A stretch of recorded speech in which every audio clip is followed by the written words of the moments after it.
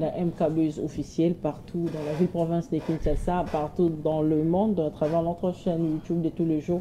MKBeuz officiel, que signaler, vous allez également en direct sur notre page Facebook MKBeuz officiel, qui n'est qu'à s'abonner.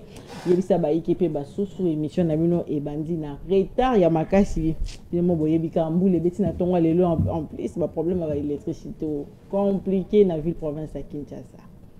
Tolobi trop awa 4 fois courir 4 lebiso courir zo 4 nezo mais comme si to la passer les kate ya ko servir bino parce que vous informez, c'est notre devoir, chercher les informations pour vous, c'est notre souci au quotidien. Très cher téléspectateurs d'MKBeuz officiel ni nekozana meni ya mkoloma lelo boyebi kezali samedi pa wa plutôt ramasara actualité te ya semaine oui les cas qui phare et le bamaki na semaine ya kolobela ngo mokolo ya samedi na ba plateau spécial mais lelo ekozala débat tokolobela nini na tongo ya lelo tokolobela création te ya plateforme oyo ekozala ekokambama epa tata mokonzi ekolo ya kala Joseph Kabila Kabange oyo babengi na kombo ya sauvant la République démocratique du Congo. Tokomeka koyeba soki na bandeko bazali na plateau soki ezali alternative o esengeli fiable pour nous mettre à genoux pouvoir en place selon bon balobi gestion ya pouvoir en place ezali bulu et esengeli kozongi songo na barai ko mettre fin na dictature marabongo na bongo ya on tolobela ton est-ce que ezali vraiment plateforme o ba mboka esengeli ba adhérer na makasi na sima tata mokonzi ekolo ya kala oyo azali condamné na République démocratique du Congo. Tomoni présence ya ba opposant pe kuna na kina quelques opposants po ebele bazali ya ba kilatili ko kenete bazali ko partager même avis na tata mokonzi ekolo ya kala te. Tomoni ndeko matata pono azali condamné mais yo wana bimina ke na toyebite par quelle magie tokoyebelango na tongo ya lelo. Est-ce que tata mokonzi ekolo a enfin a trouvé 15 personnes à bana ko luka ya malam pona ba aider pona ko gérer République démocratique du Congo to belango na tongo lelo tozongi la sous la main tendue ya tata mokonzi ekolo ezali ko continuer ko lobisa ba imboka ebele. Est-ce que ezali stratégie ya malunga pona ko mettre fin na hostilité na crise sécuritaire ya partie est de la République démocratique du Congo. To komika pe ko simba mo mukie tozali na tango mukie penza mais kasi bana mboka ne ba ko benga be ba ni ba ye ba te likambo oyo ya appréciation ya franc congolais sur le dollar et ko profiter nanani jusqu'à présent bana mboka bazali ko continuer ko lela alors que dollar ezali ya ko pita de bana mboka ba yo mais pourquoi le congolais na zo continuer ko lela ti lelo tokolobelango na tongo lelo yambona fongo la chambre les invités du jour bazali banani rapidement totangi la bino quelques lignes d'actualité tozui en rapport avec les actualités du jour. Voilà une de ces samedi 18 octobre 2025 depuis le lancement officiel de la plateforme sauvant la RDC et la nomination de Joseph Kabila à sa présidence. Les ennemis de la République démocratique du Congo qui occupent actuellement le poste clé du pays sont en pleine agitation. Le réaction fuse de toutes parts, accompagnée d'une série de réunions stratégiques qui se multiplient. Ses adversaires réfléchissant aux moyens de freiner cette initiative, se retrouvant en face à un constat amer. Malgré leurs efforts, ils ne trouvent pas la solution concrète. Ils sont conscients que tenter de bloquer ces mouvements ne fera qu'accroître la résistance et l'engagement des citoyens, la volonté de tous les opposants et de la population de s'unir pour un avenir meilleur et plus forte que jamais. Et cela les plonge dans un état d'inquiétude grandissant selon notre source entre Patrick Mouyaya. Le mouvement de Joseph Kabila s'est auto-exclu du prochain dialogue national. Depuis Washington, le porte-parole du gouvernement Patrick Mouyaya estime que le mouvement souvent la RDC de Joseph Kabila s'est auto-exclu du futur dialogue national pour n'avoir pas désigné le Rwanda comme ennemi de la République démocratique du Congo. Le président Tshisekedi l'a déjà dit, seul c'est capable de nommer l'ennemi pourront participer au dialogue. Le gouvernement rappelle qu'il ne tiendra pas des discussions avec des émissaires, des agresseurs et que le processus national est déjà en cours à Washington, Doha et Kinshasa sous la supervision de confessions religieuses. Depuis Bruxelles, Félix Tshisekedi a réaffirmé qu'il n'acceptera jamais de négocier avec ces liés à l'agression rwandaise, appelant les opposants à condamner d'abord l'agression contre la République démocratique du Congo. L'opposant Martin Fayulu à son tour réagit à la création création de la nouvelle plateforme politique autour de Joseph Kabila, le leader de la Mouka a refusé de s'intéresser à une plateforme menée par Kabila pour soutenir Kabila. Pour Martin Fayou, les responsables des Sauvant les Congo ne parlent pas du pays. Ils ne condamnent pas l'agresseur congolaise par le Rwanda, l'agression plutôt congolaise par le Rwanda du M23 et de l'Alliance Fleuve Congo, ni la volonté du Rwanda et de l'Ouganda de prendre une partie du territoire, a-t-il déclaré sur le soir. Francine Mouyumba, proche de l'ancien président de la République, membre du PPRD, exhorte ceux qui hésitent encore de rejoindre le mouvement Sauvant la RDC. Nous bâtirons ensemble une nation digne, respectueuse et en plein développement. Mettons fin aux divisions, à la haine tribale, au pillage des ressources de l'État et à l'injustice. Assurons la sécurité et la stabilité de notre pays. Le mouvement appartient à tous les Congolais, où que vous soyez au pays. Où que vous soyez au pays comme à l'étranger, bâtissons un nouveau Congo où chaque Congolais se sentira égal et pourra vivre sans terreur ni oppression. Bana Mboka, émission Yamukolo Mwalelo et si bati to font la manaka selon l'ordre d'arrivée. Il y a bien invité dans le Bokonanga. Il y a moi si na son ko ya mapona bino Mboka Benoît Mwamba azali moko ya communicateur ya Union Sacrée nazali na son ko ya mbaye na tongo lelo boye madame na MK tu ya Yamukolo Mwalelo.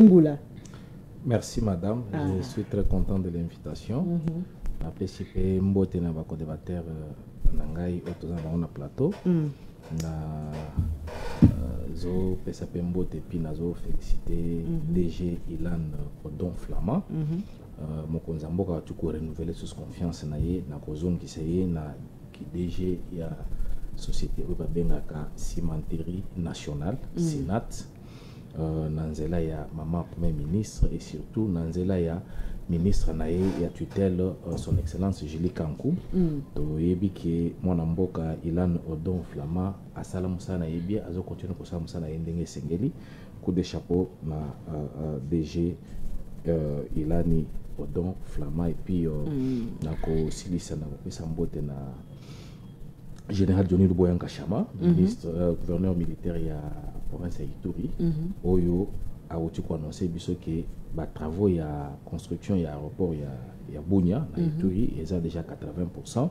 Dans 2 mois tozo kende na tata mokonza mboka pour que to inaugurer yango, sans oublier bato balobaki awake o masha momeno mokonza mboka ba université zaka na Grand Kasai tanto lo baboye université ya Bunia eza na kati ya kotongama. Bientôt on aura une université officielle de Bunia. C'est déjà une très bonne chose. Merci. Joyeux anniversaire au docteur Lusamba Kabongo ou Kabongo Lusamba. N'est pas comment bengaye. Na mona tu continue de ngai ba texto ayebi ke toza awa azolanda biso bisika. Merci beaucoup mwana mboka, toujours na loboko nanga ya mwasi esengo ya mapona bino mwana mboka Dominique Mbaya ali bongo moko lisusu ya ba communicateur ya Union Sacrée moyo na MK Actu ya mokolo malelo mwana mboka. Natondi botondi mama Gachela na pesi mbote na pesi mbote na baningo to kabura bango plateau na pesi mbote na tata mokonzi Félix Antoine Tshisekedi oyo akolanda biso nazo profiter de l'occasion yo na souhaiter joyeux anniversaire na Liliane Aleke, la fille unique de mon président Didier Aleke. C'est une famille que je fréquente. Bon, c'est un président d'une fondation, une grande fondation, fondation Didier Aleke Ochodi. Et sa fille a fêté son anniversaire, bon, c'était hier, mieux vaut tard que jamais. Raison pour laquelle nous profitons encore de cette occasion pour la souhaiter longue vie. Je ne m'arrête pas là. Je vais présenter mes condoléances les plus sincères au président Médard Kankolongo, Kolochenoyo, parce qu'il a perdu son grand frère. Ensemble, na mwana mboka mungamba peuple Gaston Piana, père de mon frère Nabango, te présenter Bango, bas condoléances Nabusso, et nous sommes de cœur avec eux. Je vais aussi profiter pour conclure, féliciter le ministre des Communications et Médias, Mwana Mboka Patrick Muyaya Katembwe. Vous voyez que Patrick Muyaya Katembwe na Rwanda, classé na carnet rouge. Cela veut dire s'il y a les Congolais qui dérangent le Rwanda, en dehors il y a tout le monde. Yami Balezali, Patrick Mouyaya Katembwe. Parce qu'il a joué un rôle très très capital. Na makambo nyonso eza ko se passé na régime ya Rwanda na batrocité au bako causé à la RDC. Patrick Mouyaya a déjoué leur plan na front et à communication. Vous voyez, ils ont fait un effort pour manipuler les Congolais na poison na bango au bako benga poison rwandais au bako benga mensonge. Baloni mensonge na mitu ya bakongomani, il a fallu qu'il y ait un monsieur très intelligent qui maîtrise bien ce qu'il fait. Patrick Mouyaya Katembwe oyo a décelé point moko na kati ya mensonge wana ya Rwanda et puis il continue à déceler ngo tina mbula ya lelo et nous comme Congolais et patriotes nous ne pouvons que les soutenir. Merci et beaucoup. Bon courage tous à continuer ensemble. Nous allons gagner. Merci beaucoup na loboko nanga ya mobali esengo mingi ya koyamba pona bino mwana mboka Moïse Kakundi ali bongo journaliste na vraiment na esengo koyamba yo lisusu na tongo na plateau ya MK actuel mkoloma lelo mbote mwana mboka. Mbote madame, merci beaucoup très cher confrère. N'apprécie vraiment mbote, n'apprécie ba ko débattre nanga déjà mbote ba kulu nanga na kamili justement. N'apprécie ba na mboko bazolanda biso na Chikapa na Kana na Mbujimai na Goma au bazali justement na Boma na Matadi na Mwanda na pesi bango mbote place bazali na profiter aussi pour na kopesa mwana mboka le député provincial il y a Sankoro Joseph Omba n'a pesi vraiment mbote parce que c'est parmi la nouvelle classe politique au bazali justement qu'on travailler pour na bien-être il y a population beaucoup plus il y a Sankoro na pesi mbote très cher député provincial place aux Ali des choses graves. Vous avez vu justement sur le plateau bande kobazu maloba batikali kopesa mbote na Masisi Kanyabayonga au bana Goma na Bukavu au bana ba conditions très très difficiles au bana incapable sur le plateau ba kulunangai ba koyebisa biso mukolo ni tokozwa Bukavu récupéré depuis le 14 février 2025 ba koyebisa te ba koyebisa ba Congolais mukolo ni tokozwa Goma ikoya le 26 le 27 aux ala qui ligne rouge ya nyo sacré ba koyebisa ba Congolais te o bazana Bunagana récupéré depuis le 12 juin 2022 jour pour jour mais c'est à Kinshasa de quoi comme ça Patrick Mouyaya pas incompétent parce que ba Congolais ba éviter ba Congolais ba éviter ce qui se passe à Doha aujourd'hui bande konanga na plateau il faut ba yebisa o ke calamité mixage brassage o baboyati des places tozo kende la preuve vous avez suivi yangonde ko salema ba yebi information na bien que ba kolinga te bata sabana mboka vous avez suivi votre confrère comment il s'appelle encore monsieur DG Yakin télévision comment il s'appelle encore ce monsieur là mais c'est Marius Munga c'est ça a posé Mutuna et pas Massad Boulos à lobby l'accord signé le 27 juin na Washington et ça a un impact ce qui est un mécanisme de résolution et bien na doité aujourd'hui bandeko na biso baza vraiment na se ba coincé bango parce que balingi koyokate aujourd'hui mixage brassage des places tozo kende la grande question la deuxième sujet madame je cite là pourquoi Fati Andima kosolo là déjà depuis bazwa ki retour Masisi na Bunagana mais aujourd'hui Fati a condiment pendant que 10 000 Congolais bakofina na Goma donc bande ko na biso batika bazala na se basala dialogue parce que la seule solution il faut se mettre autour d'une seule table pour résoudre la solution. Merci mambo kezaki mbote c'est continue sujet kutu ya mibale mambo katoko belango likambo yango ya tata mokonzi ko te azopesa loboko parce que bazopesa ba vraiment merci vraiment merci to lobela sujet ya liboso to pe thématique o to bongisi bino likambo yango te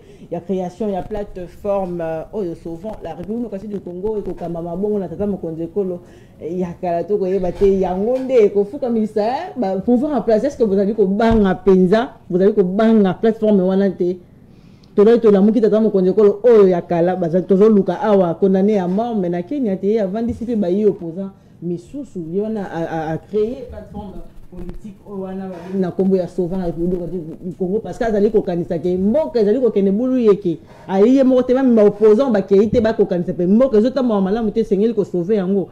Madame, j'ai combien de minutes? Vous avez 8 minutes. Très bien. Voilà. Nazo gérer temps d'antenne. 8 minutes. Très bien. Nazo gérer temps d'antenne ngai na yambona lingi na interpeller mon mboka Félix Antoine Tshisekedi Tshilombo, chef de l'État, commandant suprême des forces armées et de la police nationale congolaise. Nous avons interpellé maman premier ministre dans le dossier Oezoleka na Sankuru. Sankuru est la province de l'espace Grand Kassai. Toza na gouverneur Oyo bapona kikuna kombona ye Viki Kitenge Kanyama. Bapona ki na ba député provinciaux comme d'habitude et puis azala qui investi na mwana mboka Félix Antoine Tshisekedi Tshilombo. C'est pour que ça la musala parce que la seule province où il y a 1 km ya route asphaltée te eza Sankuru. So que na Sankuru madame ndengo zaboye okuta supermarché que za te même mini marché ya mokeboyi alimentation ya monene za kana Sankuru te. Sankuru mobimba. Mais moi na mboka wana aye na vision ya kosala ko matérialiser vision ya mokonza mboka. Asalika 8 mois ya pamba ndeko na ngai azalaki na frère fonctionnement te batikala kopesi mbongo te alobi to mobiliser ba recette ya province. Or pour mobiliser ba recette ya province il faut qu'on organise DGR ça et sa direction il y a recette au ya province DGR ça ezalaki mbongo ebimi ekote na ba poche ya bato ye a digitaliser système ya perception ya mbongo wana mbongo ekomi kokota na caisse ya l'état ba député batomboki souci na bango zaki ke mbongo ebimaka bapesa bango tango bakomi ko expliquer bango ke il faut to bongisa mboka na biso mboka eza na nzela te économie ezaka ya province eza basée sur agriculture madame mais maintenant que tout ça na nzela oyo kende na bilanga pour que to bimisa biloko te mboka kotambola ndenge nini mais maintenant ko tata mokonza mboka tango akosisa mandat na ye bila ko pesa ndenge nini pour na province ya Sanku soki eloko esalamité mwana mboka bundi mais tellement que ba député provinciaux ya Sanku baza manipuler na ba leader ya Sanku bazalaka ba baza ba députés nationaux ba sénateurs bazo manipuler ba ndeko wana parce que balingi bazalaka na même mise sur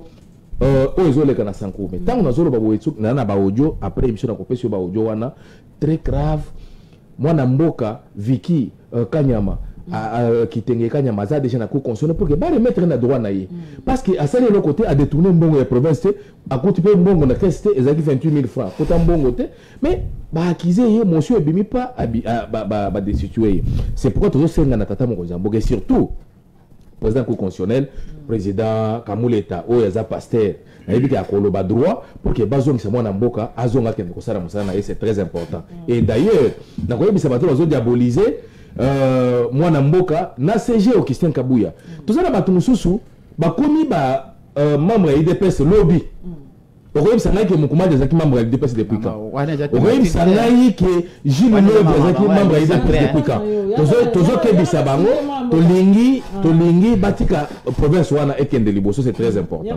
nazongi na sujet non na lobby 2 minutes nazongi na sujet oui nazongi na sujet na koyebisa ndeko ke makambo ya Goma makambo ya Bukavu eza préoccupation na biso peut-être bango bazo se saisir nango pona bazo moi santé politique mais biso tozo bunda butu moi pour que to récupérer ba territoire nyonso eza na maboko ya bangona alors ça ne sert à rien ya kolobela kaka sur place et ozo sale le côté mais na biso bato yo tozo bunda c'est pour que to récupérer yango na ba plan nyonso nazongi na mutura pona kolobaki omoni eloko yo esalami na Yorubi wana c'est non événement pour na biso bato wana baza ba rebelle Kabila za condamné à mort matata ponyo ayibi mbongo na biso ya Bokanga Lonzo bisika ya kosala bilanga pona ba congolais balia lelo oyo mbongo ya bilanga ebota université na Kindu qui ne sait pas ça de madame Yoza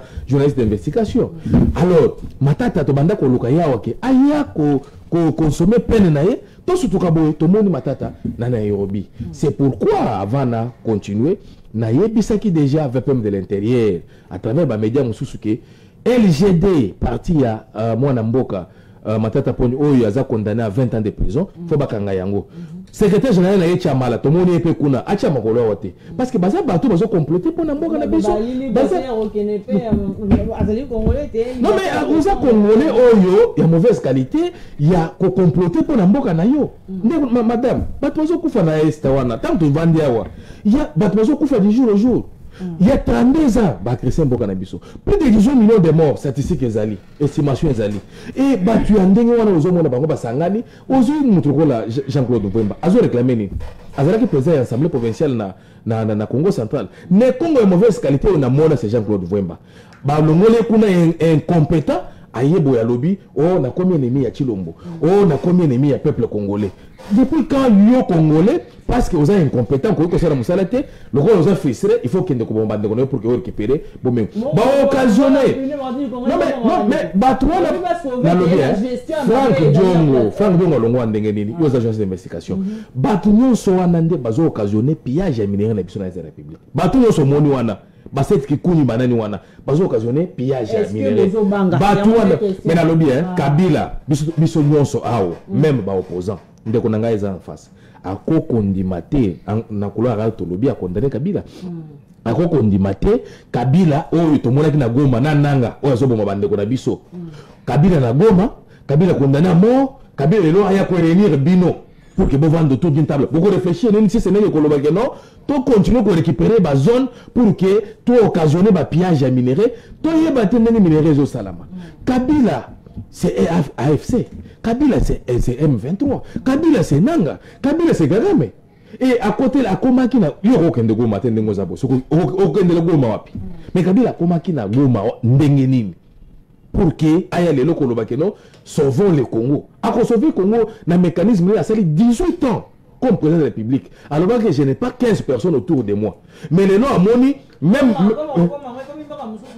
non mais non eza zone o eza occupé tozo bunda ke to benga na banguna mais yo ok kuna ndengene parce que congolais o normal quoi yo ngai ndeko na ngai Moïse en face ndeko na ngai eza auto ko koma kuna te na minute aussi longtemps que eza occupé il faut to banda namu ko libérer zone wana pour que to ba tozo accès ko kende kuna maintenant to libérer yango te mais yo to comme on a ennemi mutu oyo azoboma bandeko na yo pour que ayiba ka minerai a occasionner balkanisation en mboka na biso c'est comme mutu ndenge wana kolobaki aza a créer le sauvons le Congo c'est pourquoi moi j'ai toujours dit non ce monsieur là to yebi par quel mécanisme na lobby to yebi par quel mécanisme Kabila komi na mboka oyo aye na babot yo yebi aye na babot mutu ayebi aye na babot il n'avait même pas un téléphone à main Kabila tango yaki mais lelo Kabila Congo est péché nyonso na nyonso Kabila aza nango aza satisfait te souci na yeke amona ka makila ba Congolais tangaka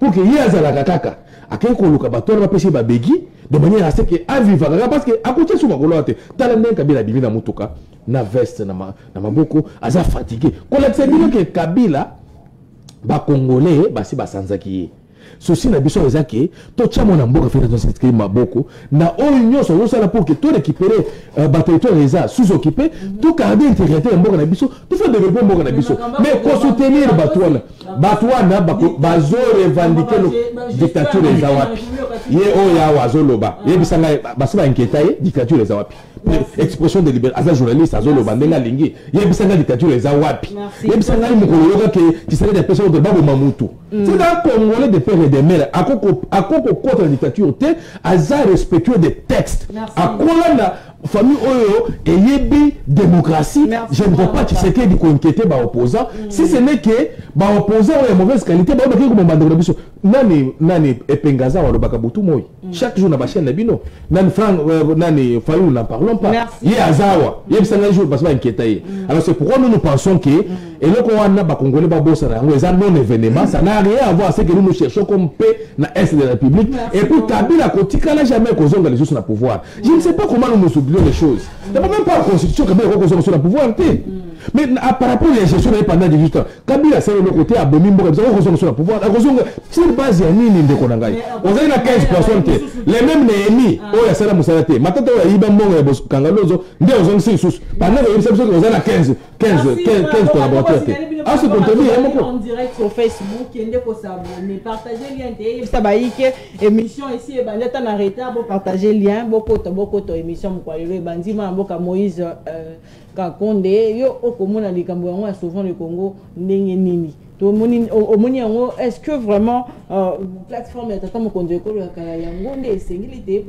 mettre fin à ma cambosanie que les Canaries du Congo vont considérer que gérant ces amis mabé, donc les amis n'aboulié que nous allons pas insécurité, tout braquage, écoute, comme il pas ma tout le monde a victoire, moi sur à qui on braqué, n'a banque tout ça et tout. Même que ne pas beaucoup. C'est vraiment plateforme ou des solutions pour mettre fin à la dictature.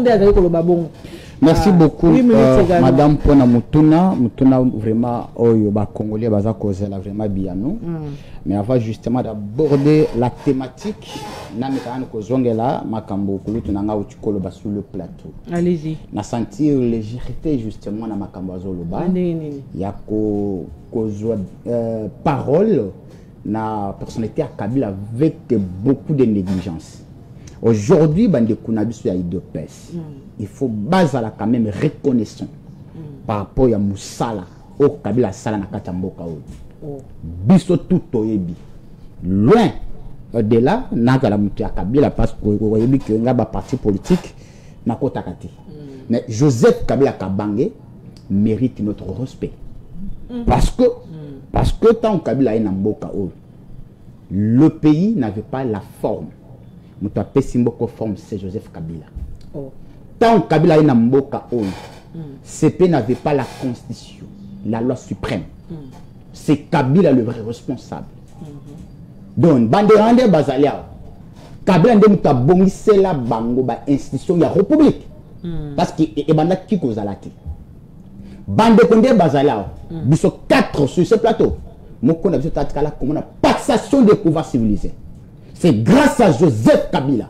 Donc cet homme mérite beaucoup du respect. Malheureusement, vous êtes journaliste bien formé. Vous savez, dans notre métier, avant justement d'aborder une information, il faut que cette information réponde à 6 questions de référence.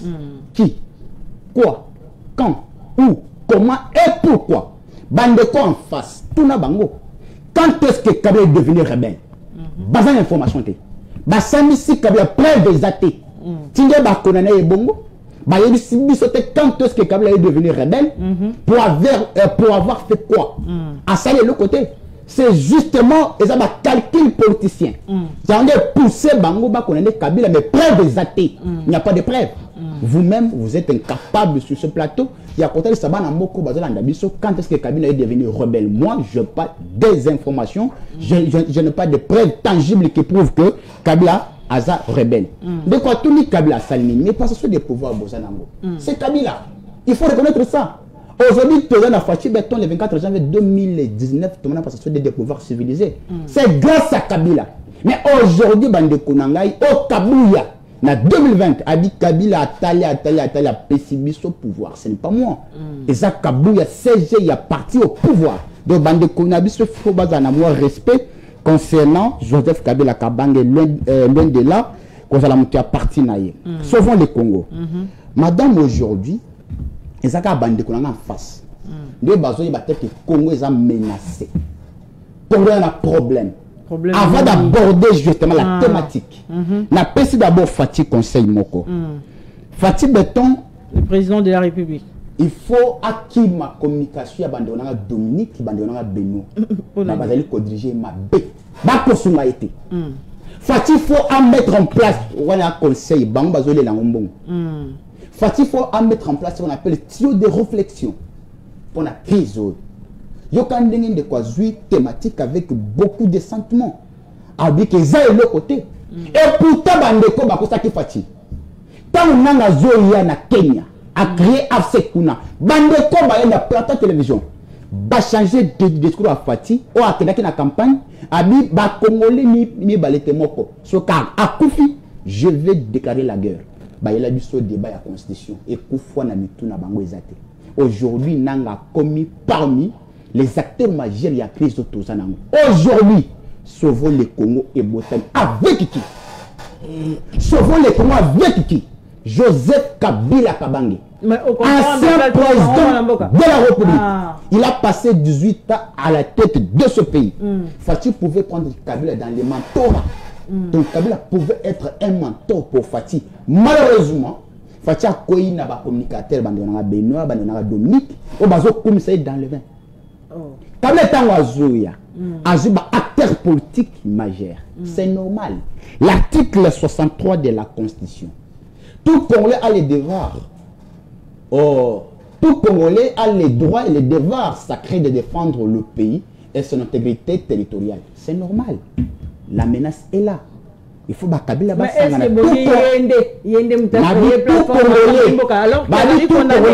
attendez plus forte raison. Kabila, ancien président, avant Dakar Boye, Mokezo Kabouama. Mokanabiso Kabouama. Bande qu'on ne va comprendre. La preuve année que Baza a Bazo Senga Fati conscient Ibima. Bazo bossa la question qui va salir constitution na Bukavu na ba kobeta lisolo anate. Il y a une menace. Bande ko bazwa sauver le Congo avec légèreté. Parce que bazoya Dengue M23 yaki bande ko bande. Mais nini ya ko sauver parce que il y a fallu 18 ans à pouvoir sauver. Il faut sauver le Congo. Sauver la Kabila a sauvé le Congo madame bande ko bayebi. 2002-2003, Kabila a accepté de pouvoir même partager son pouvoir à 4 ans. Vous avez l'histoire. Aujourd'hui, Kabila, c'est parmi les unificateurs Yamboka. Le pays est divisé. Mais tant que Kabila y a sauvé Mboka. Mais aujourd'hui, Madame Soko Talamna est politique. Vous allez comprendre que Tozo qui est vers la balkanisation depuis 1960 par Emery Patrice Lumumba. Bandeko ne va pas comprendre. Aujourd'hui, Fati Kabandeko. Il faut avoir concentration avant à créer la réflexion pour résoudre la crise. Sinon, aujourd'hui, il faut accepter avoir Kabila avant une ça. Martin Fall avant une ça. Je te laisse par Martin Fall. Moi, moi, je te sais. Mais la cour souvent le Congo. Mais il faut considérer. Martin Fall, s'il vous plaît. Martin Fayoulou a kokanisa ndenge mwana za makonzi ko ke bato ba créer souvent le Congo azali tata mokonzi yango ya souvent le Congo bazo kanisa ndemo ko te yango bazo sa kanisa ndemo parce que tata mokonzi ko la lobi faut ba mettre pe kombo te na makambo na ko bazo kanisa ndemo te madame condamné agression rwandaise la preuve bandeko baza na discours mu mosusu le 30 août à na Kinshasa na centre culturel Fatia lobby dialogue de Kosa mais pas avec les collègues féodés. Mais moi na Martin Fayou Moïse Fati a échoué. Aujourd'hui, la seule solution est salvatrice pour mettre fin à la atrocité, à la violence. Il faut que les Congolais vivent ensemble. Et là, solution exacte. Parce qu'on pouvait travailler sur le front militaire, mais on a du tout échoué. Le boy en Kachama. Abiba Soda, il y a 15 jours sur une minute. Donc, sur le plan militaire, on a échoué. La seule solution aujourd'hui, il faut résolution, il y a sauvé le Congo. Et c'est 5 acteurs sociopolitiques, Yambo Cannabis, vendre ensemble. C'est ça la seule solution, madame. Bandeko Batika, moi, le Yenge, n'a moi avantage, parce que va échouer. Il faut te vendre. Martin Fayou Asengi, te vendre, on doit se poser des questions très profondes. Comment mais est-ce que souvent le Congo peut vendre pour sauver le Congo? Basé la logique, il y a dialogue. Mais ce qui va le tyrannie. Mais pour l'année, il va ce qui dictature est la dictature. Ce qui est la tyrannie.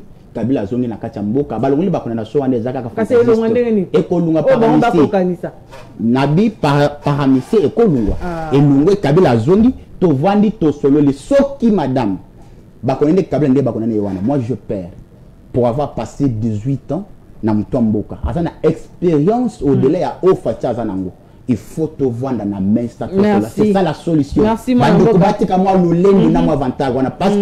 l'accès incompétence notoire na bango déjà. Merci. Moi, Namboka Dominique, tu habites dans le Congo, il y a souvent le Congo, souvent le Congo, Mboka, ils allaient bouiller, que c'est long. Moi, Namboka, moi, Namboka na plateau, à l'obi, pe Likamboïna. Est-ce que Bino, pe Nangambo, il y a pouvoir, vous avez conscient que Mboka, ils allaient bouiller, que souvent le Congo, peut sauver le Congo, vous vendez un peu, vous sauvez, Nabaïmbo, rapport qui m'a fait quand Namboka, on est plus au quartier du Congo, Moïmboka. Ah. Madame Gachela, il a pris 11 minutes. Non, 8 minutes. Je suis en train de surveiller l'heure. Moi aussi, je suis en train de surveiller. Je surveille le temps. Même les Congolais à la maison. 8 minutes, j'ai surveillé. Il a fait 11 minutes. S'il vous plaît, je perds déjà le temps, on n'a pas assez de temps. Merci. 8 minutes. Maman Gachela, avant de recommander, nous avons regardé aussi. Allez-y, dans votre temps d'antenne. Kabila a sali 18 ans, il a plus d'expérience que Félix Tshisekedi. Oui, par rapport, il y a logique, il y a bateau, par rapport, il y a nenge batange la kamikolo, par rapport, il y a bangonga, mais moi je vais te dire, hein, et que vous avez un joueur qui a 40 ans, mais la carrière n'est pas bête match à 20. Moussous a 25 ans, mais a bêté déjà plus de 100 matchs. Qui est plus expérimenté que l'autre. Donc, expérience, nous sommes dans la carte de Misala. Et ça, la carte de Malobate, la carte de Mongate. Maman Gachela, nous avons un débat où ils allaient terre à terre. Lorsqu'on a salué tous les Congolais qui nous suivent, c'est-à-dire dire Congolais, non, surtout les Sikou Azali. Attendez, monsieur. Natangi pas à point mon côté. Natangi ni Kinshasa, ni Mujimai, ni na pesi ba Kongoma ni surtout mbote. Alors il y a na ba discours aux alliés sélectifs. Dans les sens il y a allez-y s'il vous plaît. On a vendu qui dans la donc on a salué tous les Congolais, on compatit avec tous les Congolais au Bazalina Est Mboka. Il reste congolais et nous nous battons pour être Kimia et Kotana Est va retrouver et c'est mon abango. Ngana bandana no na profil ya bato ba keko sangana kuna na Kenya. Ya même na comme na profil to bandana na Kenya yemoko. Ngana ko senga na ministre des Affaires étrangères. En tout cas, on doit se poser des questions sur notre relation diplomatique na Kenya. Parce que j'ai l'impression comme si makambo belé au kotungisa Congo et hutaka mingi na Kenya. Pourquoi? Ouais, liko kotungisa Congo. Pourquoi? Parce que non. Allez-y.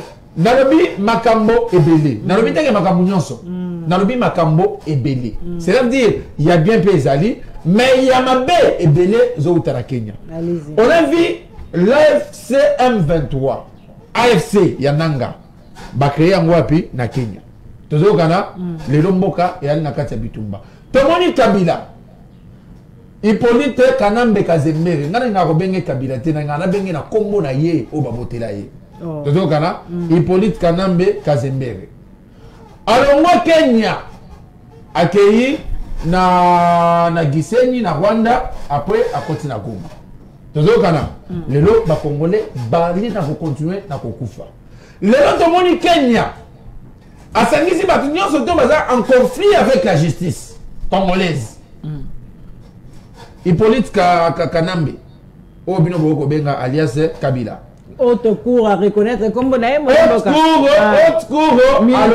Haute cour, à l'obi na ye et Sengeli Akufa. Mais l'obi ya za Congolais, après avoir analysé ma Cameroun, surtout Bafunda qui n'a pas Hippolyte Kanambe, balobi na ye Akufa. Oh, mais Akufa condamné à mort. Nalinga les années Akufa. Balobi na ye ali na droit il y a qu'on vivre té. Mais tant que ce soit au Congo, que ce soit à l'extérieur, pour na ye et c'est qu'il y a Akufa pour Congo ni batika la kimia. Voilà la décision, il y a justice. Todo kana. Temoni ndeko mususu matata mponi. Wa mikutu kuna na Nairobi. Oyo areki accusé na problème ya gestion. Aibi misolo ya ba Kongomani. Mboka yali na kati ya pasi ba million ba Kongomani tomoni ndeko matata mponyo aibi yango. Justice na biso e condamné ye balobi sengeli abeta 10 ans na kati ya boloko. Mibu zomi. mais tokuti Kenya ayambiye bavandina ndeko Hippolyte Kanambe kuna tomoni ndeko yo set kikuni on qui fait en conflit avec la justice babimisi na liberté provisoire na ebité abimi mboka lolenge kani ake komikuta kuna na Nairobi ensemble na Kabila Hippolyte Kanambe tomoni ndeko bakobenga patience aiba oyo kimi justice awa pamba te ye pa yiba kimi solo ya leta tozokana ake amikuti kuna tomoni fang jongo tokotanga bango nyonso te na oyo makangu ya matata mponyo non mais attends matata mponyo namona kaye alataka baki tozokana mais soki yo oke komikuta par circonstance bolele chambre moko na Nairobi na mutu kuna bobandaka nde kotravaille na kati ya chambre moko de toutes les façons natangi kombo ya moto te bino nde bato bolobi ngai mpe natangi kombo te d'ailleurs bino nde boyokapele bakongolais kali journaliste mais biso toyebi lolenge kani bali kobunda mpo bayebana oh yo kosala musala na yo na limiemi nyonso lenge sengeli mais bamisusu pe bali na lolenge moko ba amalgame o basalaka po baluka bayebana soko kitia na kwa otuni ba kongomani 10 ata kombo na yeba eliete donc c'est-à-dire faut débat yeku tutokotanga ite mais sauver mboka mabeza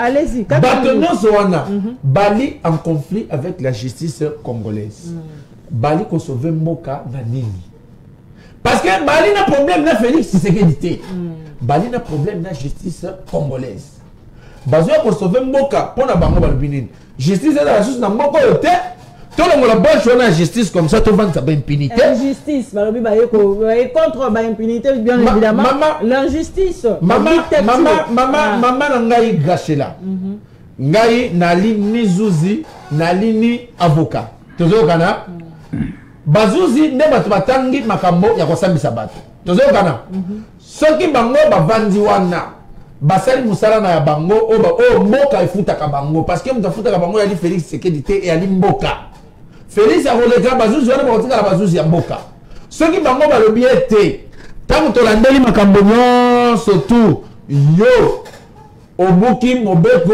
oali délinquant esika na yo ezali wapi na boloko ngai na yo on va interpréter ça na compétence nini voilà pourquoi ba congolais balingaka kosala nyonso yo wali na journaliste moza na posa o critiquer architecte wali na journaliste mais wali na posa o critiquer ba footballeur domaine oyo zo maîtriser te tozokana soki tokosala analyse tosala analyse moko ezali par rapport ya boyebi na biso mais toko dans le domaine ya baninga tete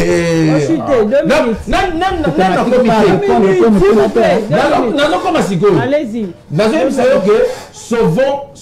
sauvons le Congo et ali Combo mususu ya sika oyo AFC M23 bami pesi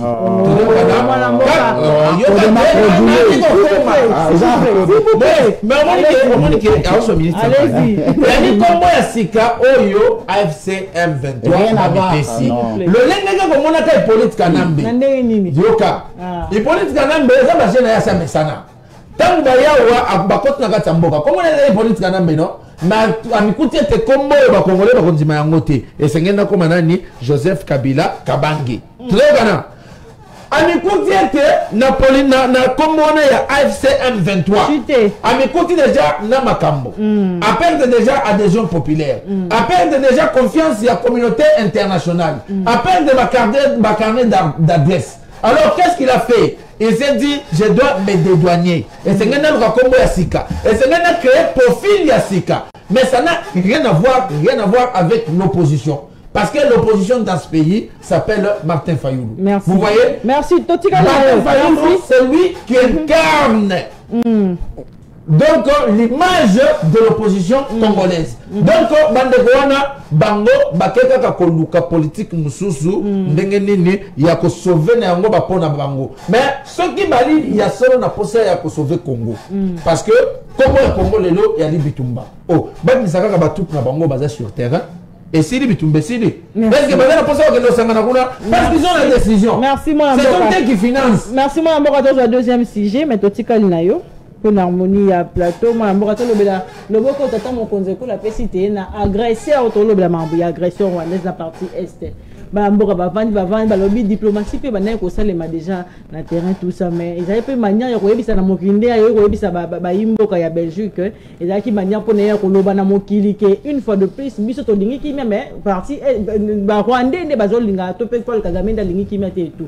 Est-ce que le penza ko pesa lobo ko na agressé za ki stratégie ya malonga o tata mokonze ko le fala ça maman ngai Gachela ce qui ali na moto yo atikala cohérent na kata politique na ye comme na ye Félix Tshisekedi Tshilombo cohérent tant Félix Tshisekedi avant na bokondi na ye na 2019 batu nyonso tout ba se souvenir que action ya liboso o ya mené ezalaki ya koluka kovandisa ndeko Museveni na ndeko Kagame pamba te Rwanda na Uganda babanda ko yokana te pona ko créer climat de paix na région na biso boyebi yango esalamaka wapi na Nairobi si je ne me trompe pas. Vous voyez. Mais actuellement pour ça Félix abandaka nango yango wana. Parce que Félix Abikuti était ce qui met ali na kati ya région te moyen région et se développer ezalité. Et wana ezala qui diagnostic ya liboso ya salaki raison pour laquelle moi j'ai toujours applaudi pour lui. Félix Tshisekedi Tshilombo asuki wana te. Akutani na ba 9 voisins na biso nyonso. Andeo ya ba omi bala sanisaki akutani sona mutu moko pona koluka ko créer climat ya paix entre bango na RDC pona kotensa bango ete na kati ya mutu na kati ya bitumba na kati ya koyokana te na kati ya kobenda na développement ezalaka te or posa na biso ezali esengeli région na biso et se développer clé ya développement comme monango yali kimia tozokana mais to moni ete bandeko wana bazwaki politique wana na considération te lelo Rwanda aosala na kati ya mboko oyo akosala tout ce que nous faisons comme on a ngo babengaka yango ya légitime défense parce que nous sommes agressés on ne peut pas croiser nos bras mais Félix Tshisekedi Tshilombo est toujours resté na ligne ya koluka kimia na lolenge o esengeli na lolenge na kati ya manduki te tozokana mais quand quitter il faut passer le boko les sous une tu kokoma tel tableau nini o bandeko ba peindre na face du monde télévision c'était Rwanda azalaki présenté na face du monde comme victime c'est quoi puis génocide salemaka et c'est quoi puis sengeli ko protéger race wana Kagame azalaki chouchou ya batu nyonso oh Kagame azokota na kati ya Congo ali koboma en connivence na politique kanambe mutu moko okende na libanda na communauté internationale akende koloba alite mais lelo na diplomatie ya mwana mboka Félix Antoine Tshisekedi Tshilombo approuvé na face du monde entier et que le bourreau ya nyonso ko salima na est ya mboka comme na ezali nani Paul Kagame tozokana mais tant toke na kati ya masolo tant babimisi résolution 2773 balobi ke solution ya crise oyo kombo nango yali masolo tozokana en dehors ya ba sanction na banini oyo ba prévoyaki mais tant toke na kati ya masolo tokei na États-Unis na Washington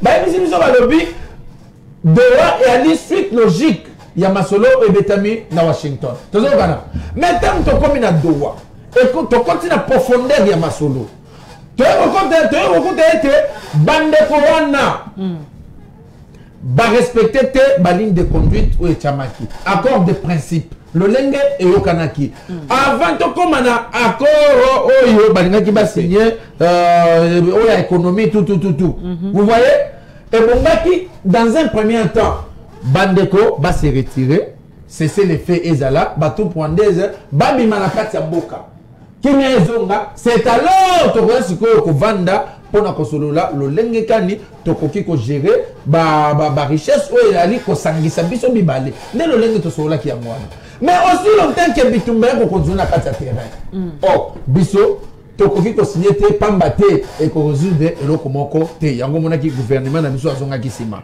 mais bande ko na ba profiter de eloko wana pona ko lakisa na face ya communauté internationale te et ali RDC le mutu akobo ya kimia te RDC lobby le lenga makomi obiso na bino toyokanaki bo bandana ko retirer na batout na bino na terrain botika bakongomani bapema après tokoleka siko na processus mususu ya coopération bilatérale tout ça vous voyez aussi longtemps que retrait il y a tout sur terrain et ça limité aussi longtemps que cesser le fait et aller respecter to ko avancer mais bande ko va profiter na wana va présenter la face à monde entier non moni Tshisekedi yende mtani kimyate voilà pourquoi tata mokonzi ekolo il a profité de cette occasion là na face il y a babayeur de fonds na face ya président nyozo ya monde basanganaki parce que forum wana ezalaki forum économique tozo kana ba investisseur nde bato basanganaki oh na kati ya bitumba na kati ya mutu ko yana misolo na ete aya kocha vous voyez RDC azali ko représenter moko ya ba force na monde sur base ya bomengo nyonso biso to anango ali moko ya pays oyo ba investisseur ba ko yana misolo ba ya kocha mais pour battre sengeli kimezala ya moko ntata mokonzi ekolo a profiter l'occasion a rappeler na Kagame ete po kimia ekota yo esiko yo vandi pesa kaka ordre na batuk na yo au bali na terrain botika RDC tranquille. La suite des choses va s'en suivre. Donc moi je ne vois pas comment est-ce que les Congolais peuvent interpréter ça dans le lingue na bango. C'était une très bonne communication et puis une meilleure communication. Mais parce que solution parce que entre le Congolais pour parler tata mokonyoko laisser gérer Maman Gachela. Solution Ekoya que nous le voulions ou pas. Qu'ils le veulent ou pas, il y aura une solution. Solution est allée n'habiter l'Imisato. Solution est allée na Katia Basolo. Solution est allée na Katia Bitumba. Solution est allée na Katia diplomatie. L'olenge ba ko kende na ngwao. Na masolo. Masolo comme na ngwa ali dialogue. Tant on a le masolo peut-être on comprend la diplomatie. Tant on a le diplomatie et dialogue diplomatie et dialogue diplomatie et politique. Diplomatie et politique. Oyo mboka a utilisaka. On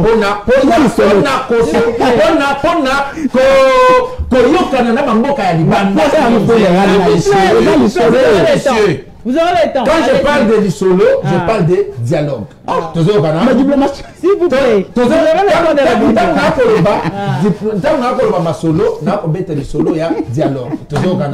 Le lenge ba ko ba wa to vandi déjà na kati ya nini to ko solo là to vandi déjà na kati ya na Washington to ko solo là mais il y a lipe na pression diplomatique où il y a lipo courir na au état de justice de façon que bateau ba ko ba kongomani baza la sanctionner baza la pousser à fond parce que na kati ya masolo moto ko ndima to ko boya to kana mais tant justice à s'imposer à quoi coincer peu moto pour être moto tika mabe ou akosala très bien et si quand on a classé les diplomatie ya mwana to gani na bo iteke na kati dialogue na ba mboka msu ya libanda et ali pe diplomatie c'est une branche de la diplomatie mais quand je dis dialogue la diplomatie dans la diplomatie dans le sens où il faut mettre la pression to gani il faut que présenter les éléments c'est tout ça et sengeli na communauté internationale pour te battre ba ko na Congo, base à la sanctionner sévèrement. Quel n'y a là et les cas d'une manière impunité. Merci. Moi Mboka likamanga loboka tata mokonzo ekolo ko boya likama diplomatie lovini. Diplomatie, les amis mastoro ke na moni manière ko kendela ngo bien. Ezaki ya koloba lisusu na monde entier que Kagame yenda lingi kimete mo Mboka. Merci beaucoup maman mais nazali vraiment également. Et ça en est moi pour ça que c'est quand. Parce que bande konabiso ya une sacré. J'ai l'impression que ils ont vraiment l'icamo avec beaucoup de sérieuxité. Le président Tshisekedi est resté toujours cohérent. Quelle contradiction sur le plateau. Président Yebisaki Bisongana yo awana Kinshasa. Le 19 décembre 2023. À partir de Goma on peut atteindre Kigali et sa président.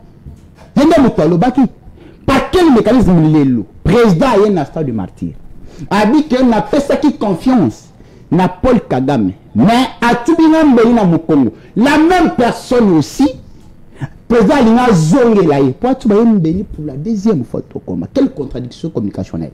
Donc on lobby sous awa oh président Tambola qui partout ndeko qui me ko ta partout té. La seule personne où assez présentée devant les Congolais comme une personne proportionnelle pour la retrouver Kimia, il s'appelle Félix Antoine Tshisekedi Tshilombo. C'est bien lui. Moi je perds. Et je mets des larmes. C'est une partie de la résolution. Il faut travailler pour défendre Biloko Mibale ou des Kombo Mibale, Kombo Aliboso. Etienne Tshisekedi Wambulumba, il s'est battu pour ce pays. Mais aujourd'hui, j'ai su à Mokouzambo que Ezali ko honorer à Tamokete. Kombo Etienne Tshisekedi Wambulumba.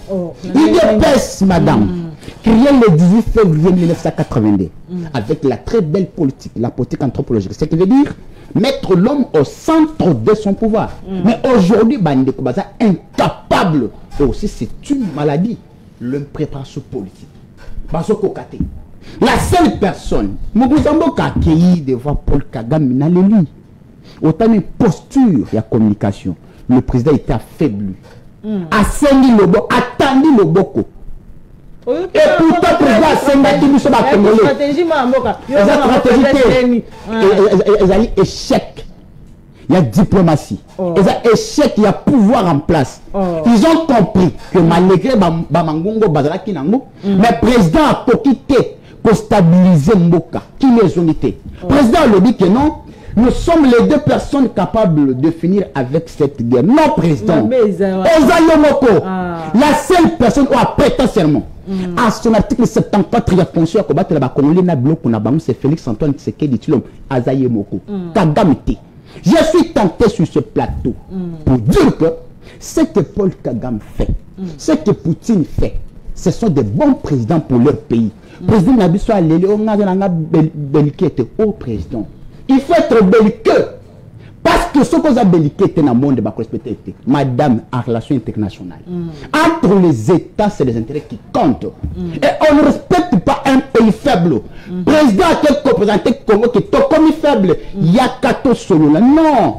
Madame Kagame a prêté. Il y a Koyo qui est la bissou. Ou bien il y a recevoir la main tendue à président. Il y a raison. Première raison. Parce que Bandeko, il y a un plateau, sans matière. Préparer qui yangote. Première raison, c'est pour ça que la main tendue du président est la bienvenue. Et pas Paul Kagame, premièrement, occupation de la terre. Au Rwanda, on a posé Mabele Oyo. Ce qu'on appelle en français annexion illicite. Pour la Bango, moi-même j'ai suivi Paul Kagame en 2023. Nous avons des terres à récupérer au Congo. Donc jusqu'à présent, le Kola Bandeko wana ya Rwanda. Même Bazui Mabele à Congoté, Baza prêté à côté Kabiso. De la mettre tendue à président et comme ça les deux côtés, Père Rwanda Baza prêté. Deuxième élément. Pour Paul Kagame veut l'assurance dans notre politique dans ce pays. Tout le monde n'y moyen zang. A dit que avant ministre a dit Manambo qu'il faut combattre dans Rwanda. Mais tant que Fatiaye a bêti le boko na mesa que cette fois-ci, tout ça ma kamuna biso en tant que pays indépendant. Paul Kagame a côté Kayete. À côté Kayete. Donc la mettre tendue à président à Koya Mangote. Troisième élément. Avoir le contrôle dans la vie économique. Richesse et minerais naturels. Du fait que Fatia a stoppé la même mise. Il y a un roi dans le Congo. Bako qui l'a été. Attends Fatia qui a allé à Foukamindena de Nawana. Rwanda Paul Kagame Baza prêté. Il y a Koyo qui a mis tendu. Soit la parole du président de la République. Parce que selon le président, avec l'intention de communiquer à Congo, il faut bénéficier de la Congolais. Mais Rwanda a posé à Kotonga, Rwanda na makila ya Congo. Du coup, Rwanda jamais va mettre tendu le président. Quatrième élément, imposer et faire reconnaître la nationalité aux autres individus qui se présentent marginalisés. Madame Zana ba Congolais na Congo ao. Ba soka obenge Rwanda azolela. De point na bango aza Congolais. Eza bitumba na bango. Bana posa que yope o reconnaître bango. Le kola ba Congolais. Du fait que nam tondini bango te, madame bitumba ekosi la te. La seule Bitumbe kosi la madame en utilisant Bitumbe kosi la madame en mettant en place une gestion orthodoxe, une gestion harmonieuse.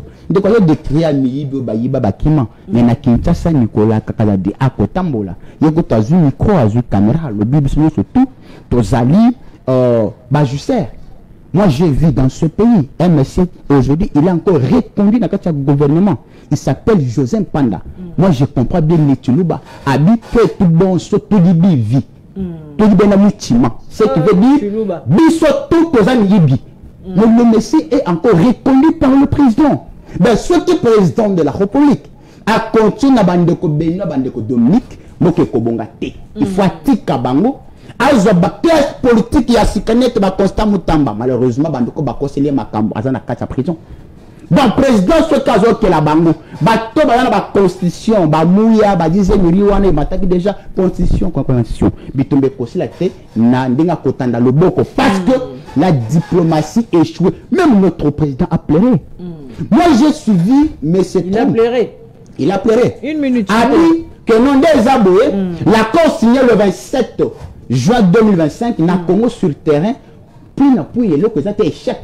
Mais Trump a l'équipe, na même tribune, il se félicite avec que na sisi bitumba na Congo. Président, bato bazoko sao, union sacrée bazoko sao, communauté internationale bazoko sao. La seule personne fati, nous t'en fait la contrat social, na peuple les aka yomoko. Bunda bitumbo. Kata ba député mbongo. Kata bangola wana bakisa justement la formation militaire. Somba bibundeli. Somba Manouki, Madame Tourissa Bitumba. Parce que, selon Machiavel, les armes, écoute que les bruits des armes. Aujourd'hui, ça sera très aberrant. Il y a Bandeko Benoît, besoin dans la diplomatie. Et pourtant, le message en face de nous. Le seul langage que Paul Kagame pourrait comprendre, c'est le bruit des armes. Merci. À part les armes. Ndenge tumeka ki ko échoué kuna nzambo ki fandima to vanda li solo awa na Congo. Merci. Parce que ceux qui kabila za libanda Frank Diongo libanda Jean-Claude Vemba libanda Martin Fayulu libanda qui n'a ekoko ta so kibiso moko toza du visé.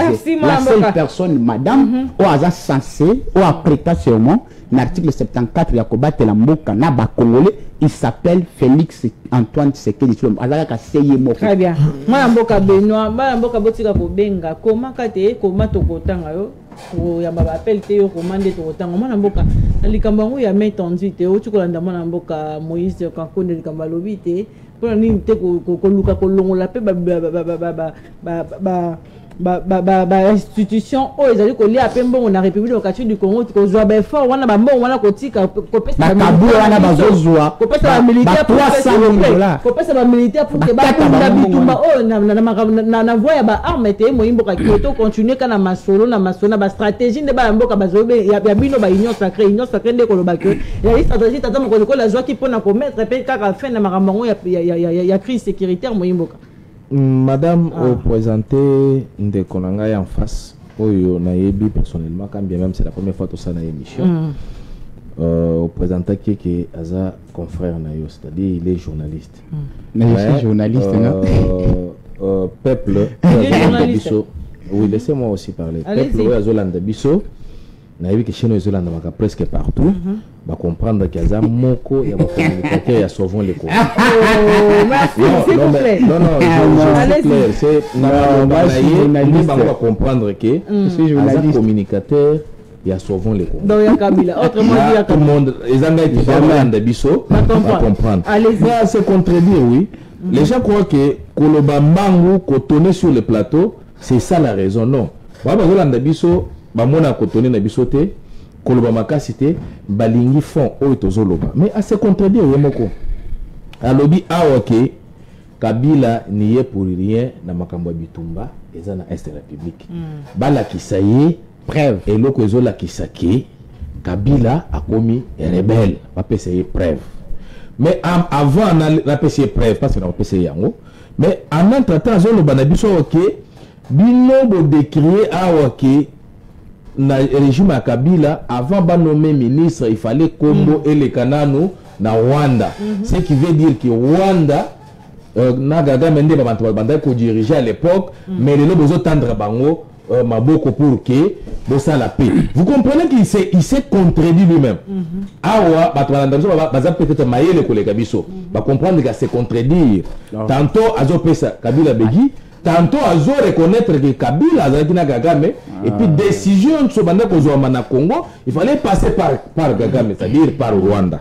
Là tout le monde à comprendre na Utikolanda awa na ba réseau à moins que ezala fake news que porte-parole il y a souvent le Congo bazo entendre yekuna pour que a expliquer biso très bien bakenda koleka set kikuni OK na Utikolanda na ba réseau non mais je l'ai dit avant la landa yango na yebisa kibino ke baza banguna ya mboka na biso il faut pas interroger bango mais il azo reconnaître que Kabila aza rebelle na minute.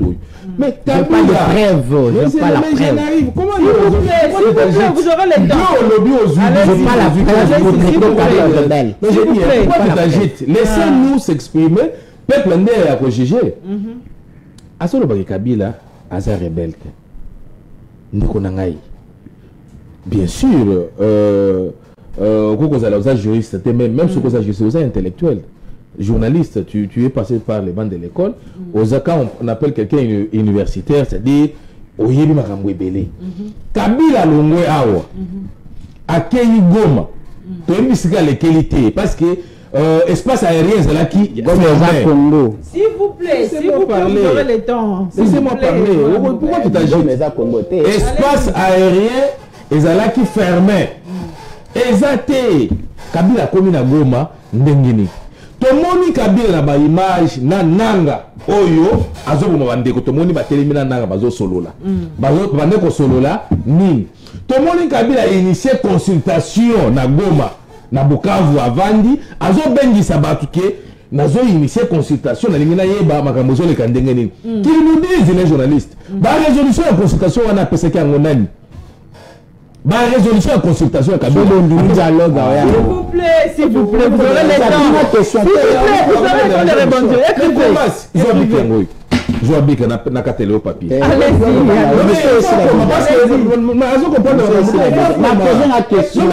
La résolution ne veut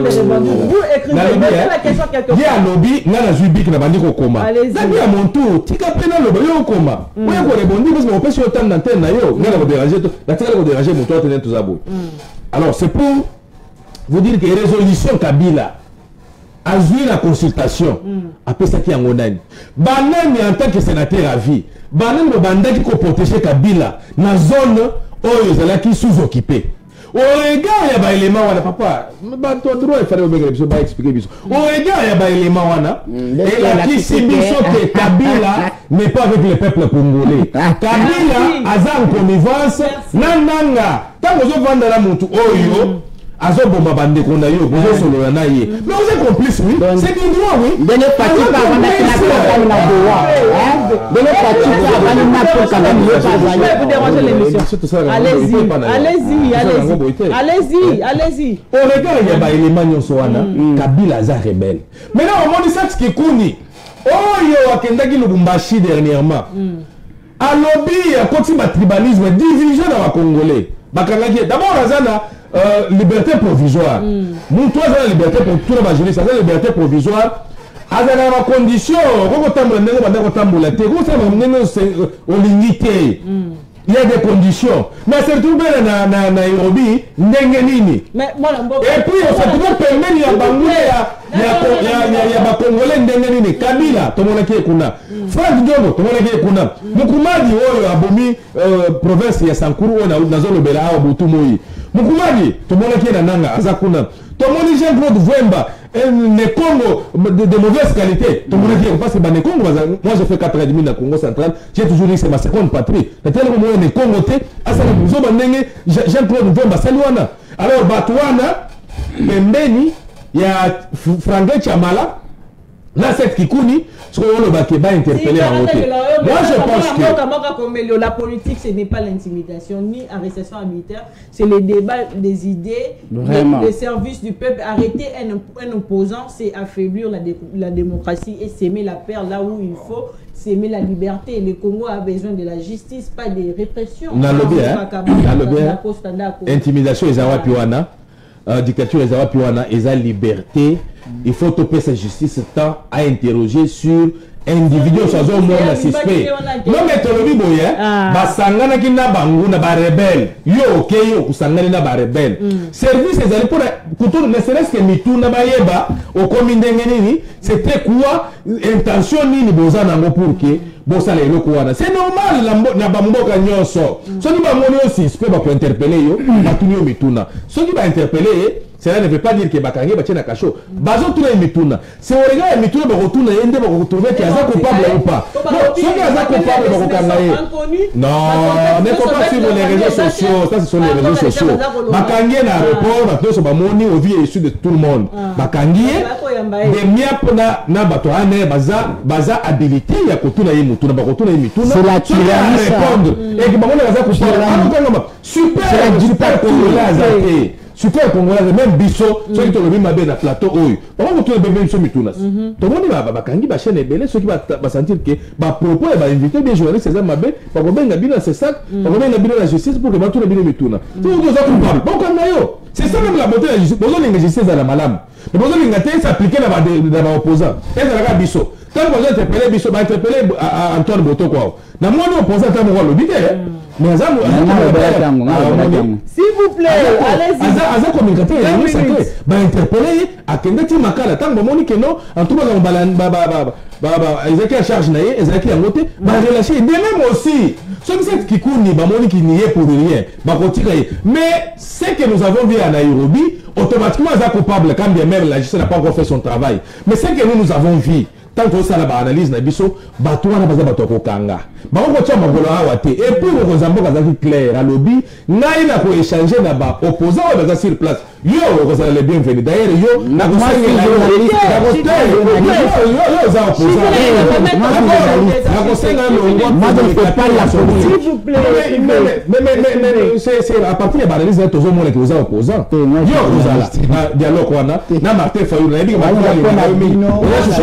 merci. C'est pourquoi tu le dis chité na likamo mboka lobi la faiblesse ndenge bande ko bazoloba to lobi to ça la politique mais à un certain moment bozo ka c'est politique eza église non politique il faut que tala oyo batami simba tu vois ça mais ndeko uti ko expliquer je ne vais pas toujours me répéter parce que to lobi là na plateau ebele bokonza mboka bafundaki na communauté internationale na monde mobimba ke yende mutozolo ka kimia te yende mutozo cresser ngagame yende mutozo lingaka bitumba ezala mais maintenant la politique et la stratégie et la communication na yé à mon avis c'était un cadre approprié pour la côté ce monde qui moi je veux la paix parce que c'est lui qui perd, c'est nous qui perdons nos frères et sœurs, c'est nous qui perdons nos minéraux dans l'Est de la République. Partir de Bichon et de Maboko Bango, tous les battés, ils gèrent ça comment? Comment on a le Rosala, si Koyo, Moutozo le Kabitumba? Qui met un côté dans le Bangai. Et comme c'est Rwanda qui est en train de m'agresser, na lingi que yé na ngai to vanda, total na face to face, tout solo la tocha qui met na parce que nous sommes les pays frontaliers. Donc en relation internationale, aucun pays au monde ne peut vivre seul. Donc vous allez obligé tous là en symbiose là-bas.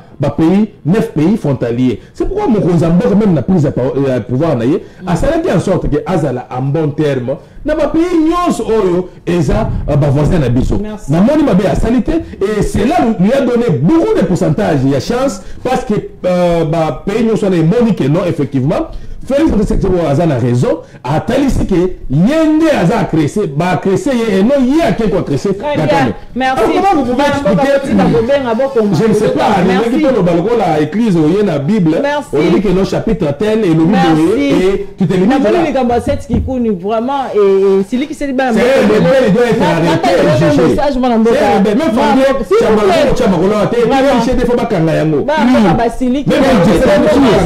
merci. S'il vous plaît. Lorsqu'un régime commence à arrêter des opposants pour avoir simplement réfléchi ensemble, ce n'est plus de la démocratie, c'est de la peur. S'il vous plaît, on ne peut pas bloquer durablement des citoyens pacifiques sans provoquer un jour une réponse qu'on ne pourra plus contrôler. Les opposants ont le droit de se réunir et de former des coalitions en période de guerre. Ce n'est ni un crime, ni une trahison. D'ailleurs, Tshisekedi et l'UDPS ont souvent organisé des réunions et alliances politiques sous Mobutu pendant les guerres de 1996-1998. Ramadan, merci beaucoup, Maman Gachela. Mais j'aimerais bien, hein, moi j'ai beaucoup de respect, hein, je considère beaucoup nos téléspectateurs. Mais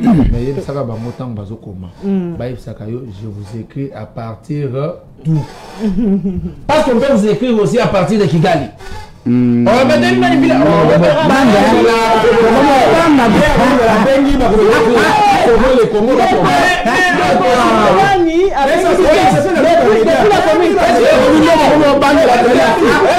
penses que ce ton limite va te déranger? Quand tu parles depuis la commune de l'humanité de Koramanadi. Maman Nangaï Gachela.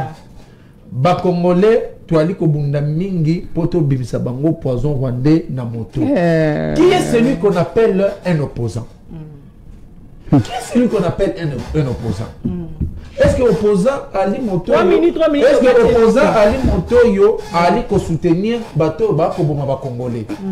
Ce qui le lot au sein politique na yo ozi bokonzi ba congolais nyonso basili na kokufa. Tu vas gérer quoi, toi l'opposant?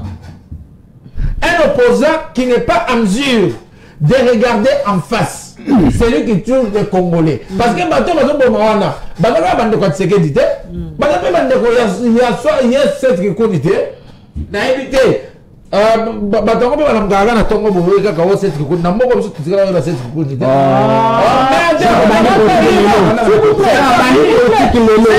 C'est un parvenu. Madame postulat.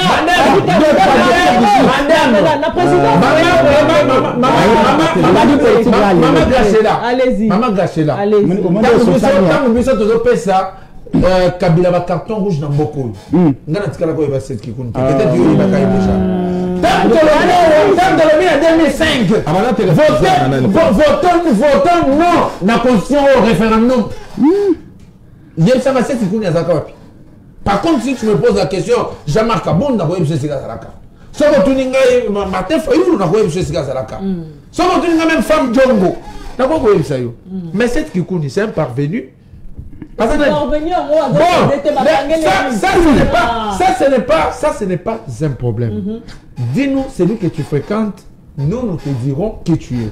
Tu es ensemble avec les rebelles, tu es une menace pour le pays. On comprend, hein? Le fait qu'il y a interpellé yo, oh, babomiote. Est-ce que même si il y a un boloko, et il y a un koufi, oh, ça qui na boloko, bah tu sais qu'il boloko yalinda kobola bato nyonso na yebisaka na plateau même ngai nakenda boloko na pouvoir ya Tshisekedi. Quand tu te trouves en conflit avec la justice, bamoni ke Tshisekedi babomba na boloko bakombongo na Rwanda, c'est partout. Aux États-Unis, bokoki kokende te bosangane na groupe islamique ya ba Ben Laden. Après, il y a des gens qui ont un plateau, on parle, on va dire qu'on va défendre. Le pays le plus démocratique. On comprend? Même en France, le nom Nicolas Sarkozy a un problème. Est-ce que quand on dit le journalisme, on a un journaliste était. Alors, on a un journalisme, mais on a un journaliste était. On comprend? Parce que le journalisme, mais un communicateur, il y a souvent le Benoît Lobiao. Il n'est pas défendu, c'est ton droit le plus légitime. On comprend? Parce que jusqu'à présent, il y a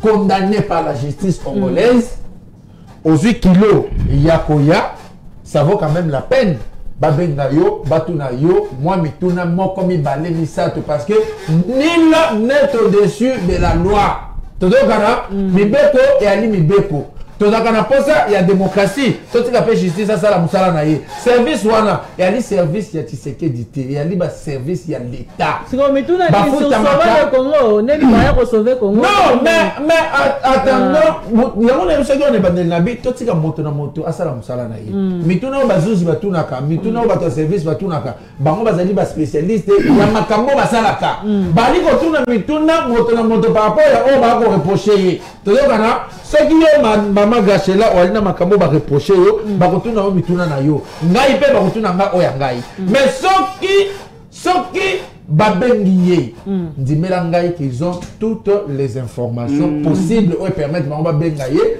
parce que na français balobi il n'y a jamais eu du fumer sans feu alors nyonso tout le monde yango kaka noir te totika mboka on a choisi la démocratie totika mboka etambola na kati ya démocratie totika justice et fonctionner d'une manière indépendante totika ba service ya l'état basala misala na bango Kabila Ali rebelle amoni ma congolais condamné par la justice congolaise akufa c'est que koni akeya sangani na ye akomi porte-parole ya mouvement na ye soki ya na mboka wa esengeli babenga ye batuna ye mituna ba téléspectateurs j'ai beaucoup de respect envers eux na sengi ba mo limbisi batika ba service ya l'état esala musala bakanga caméra wat directeur et cabinet chef de l'État, madame.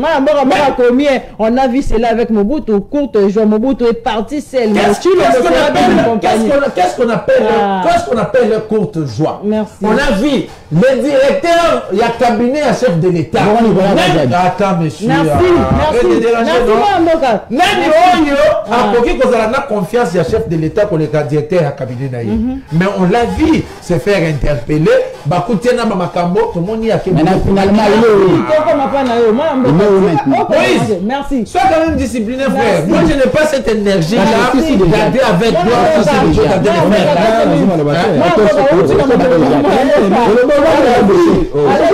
Allez-y, moi, n'attends le message, moi, on est Jean Capitaine.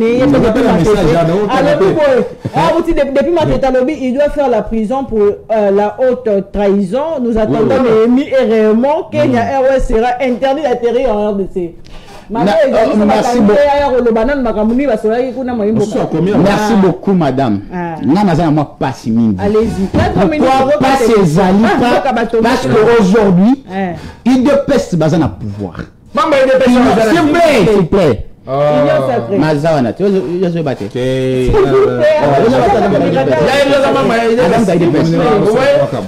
Alors, madame, il dépêche, il n'y a pour la démocratie et le progrès social. Démocratie, elle a caractérisé aussi la liberté de penser, liberté d'expression. Il y a un bandeko comme dictateur. Il est vrai que le spectateur, il y a un cas actuel, très intelligent.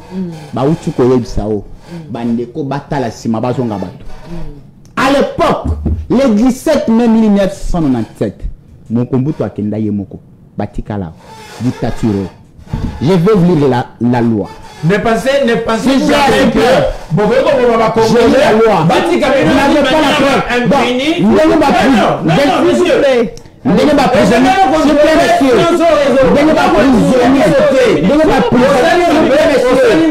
Je dis ceci. Tu dois répondre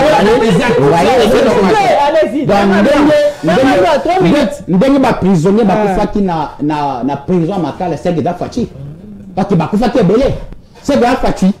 Madame, je vous lis la loi. L'article 8 de la Constitution. L'opposition est reconnue en République démocratique du Congo. Les droits liés à son existence et à ses activités et à sa lutte pour la conquête démocratique du pouvoir sont sacrés. Ce sont des opposants. Bassani pour la bonne cause. Parce que l'opposition est reconnue. Madame. S'il vous plaît.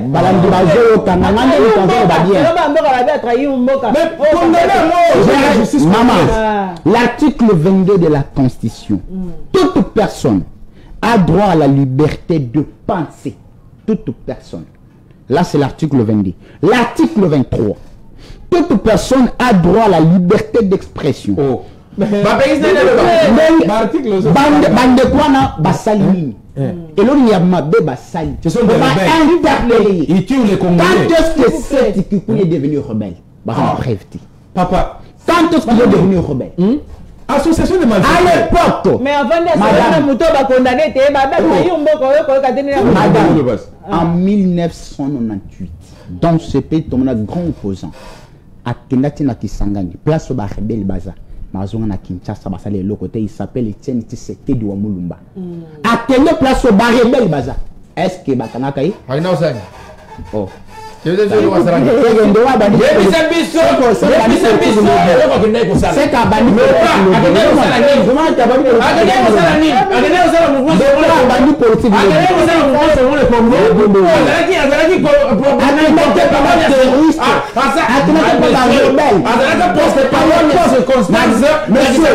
vous n'avez pas l'histoire.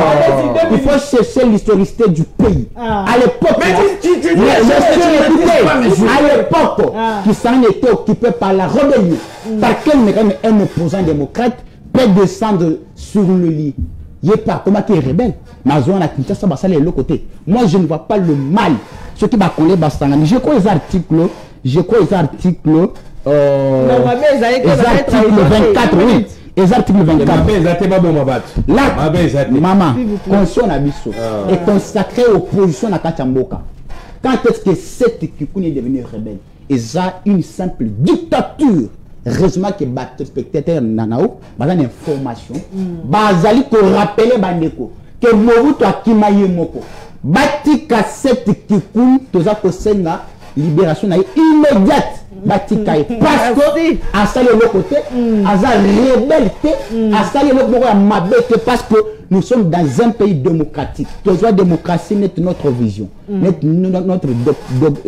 vision. Donc, Batika Seti Kikoun, Azamana Mboka, Nakati la Constitution, l'article 23, ils ont consacré liberté, il y a expression, merci. Merci. Merci.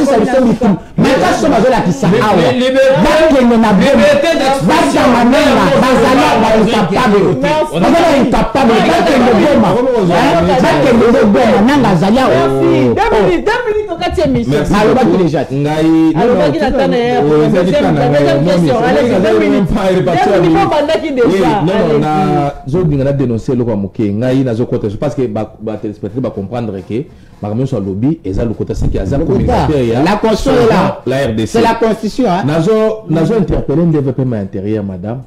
J'étais à si j'ai parce que Makambo ils ont aussi j'étais Makambo ils ont la mboka nazaki na likasi na kasumbale ça na kuti ba maire de la ville Mibalewana bazo ça ndenge sengélité mais ils ont aussi j'ai maire de la ville à likasi na maire de la ville à kasumbale ça bazo détourner non il y a mboka la ndenge sakanaté c'est pour ça avec de l'intérieur a sanctionné Batouana maire de la ville André Kapampa il y a kasumbale ça na Henri Mingomba ya likasi bazo de tourner donc vous ne pouvez pas vous rendre compte c'est pour ça qu'on a fait de l'intérieur a sanctionné $300,000 donnés pour la construction à l'arrêt central d'Alikasi portée du régime on a mis bongo et la construction il y a ba école il y a école Jekamil portée disparu mais n'en parlons pas bah il y a urbain à Kasumbalé ça toujours c'est dans de l'intérieur.